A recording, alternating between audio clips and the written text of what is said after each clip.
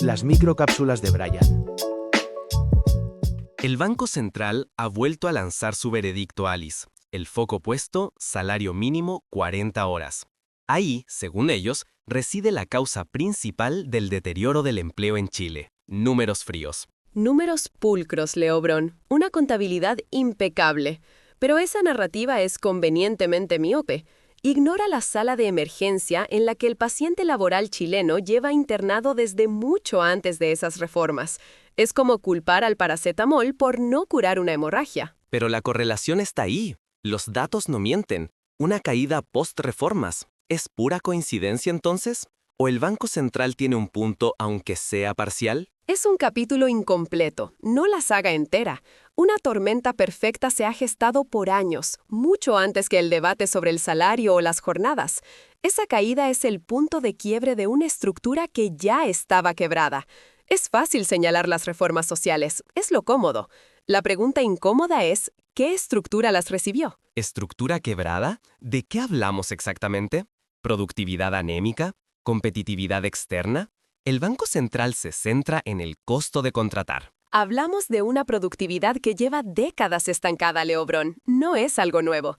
Chile no innova lo suficiente, no diversifica. Seguimos apostando a la misma ficha. Y eso se traduce directamente en menos y peores empleos, menos valor agregado, una economía de servicios de bajo valor. Eso es una crítica macro, pero el Banco Central aterriza el problema en la empresa.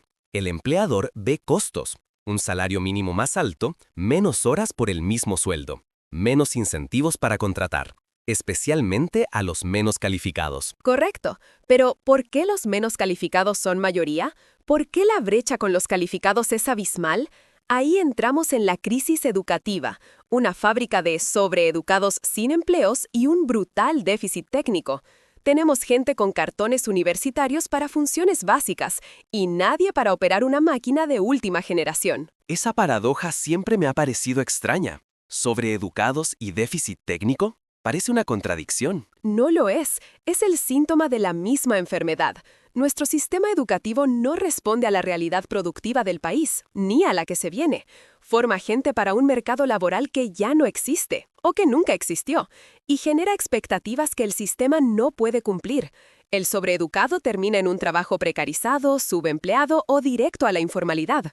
El déficit técnico frena la inversión y el crecimiento de las empresas que sí necesitan ese tipo de talento.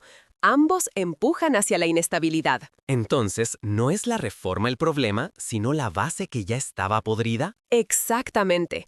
La cuestión no es si las reformas afectaron. Seguramente tuvieron un impacto marginal, como cualquier cambio. La cuestión es la negligencia sistémica que nos dejó con esa alfombra roja hacia la informalidad y la inestabilidad. Esa es la frase clave. Nos preparamos para el futuro con las herramientas del pasado. Las reformas no crearon el problema, lo expusieron y en algunos casos aceleraron el declive en un contexto de vulnerabilidad extrema. Hablemos de esa negligencia sistémica.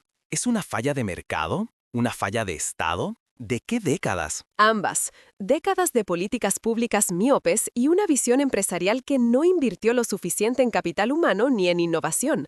Se privilegió la extracción de recursos y servicios de bajo valor agregado. Se dejó la educación al libre albedrío, sin una conexión real con el sector productivo. El resultado es un país que no sabe qué hacer con su propia gente. Un círculo vicioso donde la baja productividad justifica los bajos salarios y la baja inversión en formación, lo que a su vez perpetúa la baja productividad. Parece que estamos hablando de un problema mucho más profundo que el último informe de un ente económico. Si el empleo chileno está en la UCI, como dices, ¿cuál es la dosis real de medicina? Porque el Banco Central receta paracetamol. El paracetamol solo alivia el dolor superficial. Para sacarlo de la UCI necesitamos el ventilador artificial. Y ese ventilador es la educación, una mejora radical. No solo más presupuesto, Leobrón, sino una reestructuración profunda de cómo formamos a nuestra gente, conectando oferta y demanda, redefiniendo planes de estudio, invirtiendo en habilidades del futuro, no del siglo pasado. Capacitación continua, una reforma laboral que incentive la formalidad, pero también una reforma educativa que dé las herramientas para la formalidad. Eso suena a un proyecto de una década, mínimo. Y la gente necesita trabajar hoy. Los políticos necesitan soluciones para el próximo ciclo. Y ahí está la trampa. Por eso seguimos discutiendo los síntomas. La verdad es que si no atacamos la causa estructural, seguiremos en este loop. Culpar a las 40 horas o al salario mínimo es desviar la mirada del elefante en la habitación. Un elefante que ha estado ahí por décadas, engordando silenciosamente. Entonces, la informalidad. ¿Crees que la informalidad seguirá creciendo si no hay esa reforma educativa radical? Es inevitable. Si el mercado formal no puede absorber a la gente con las habilidades que tienen o no puede pagar lo que valen por su nivel de formación, la gente buscará alternativas. Y esas alternativas con demasiada frecuencia son la informalidad o el subempleo.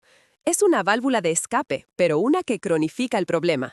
Baja los ingresos del Estado, precariza a la gente y condena el potencial de crecimiento a largo plazo. Es una ecuación perversa. Una ecuación perversa que pocos están dispuestos a resolver por lo que veo. Al menos no de raíz. No hay incentivo político a corto plazo para una cirugía mayor que solo dará frutos en 10 años. Es el problema de siempre. Triste pero cierto. Bien, Alice. Para la próxima semana, ¿qué alertas deberíamos tener en mente? Alerta principal: la persistencia de la inflación y cómo afecta a los bolsillos de la gente que ya está precarizada. Alerta 2.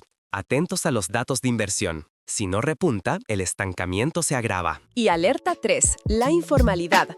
Observen con lupa cualquier incremento. Es el síntoma más claro de que el paciente sigue muy grave.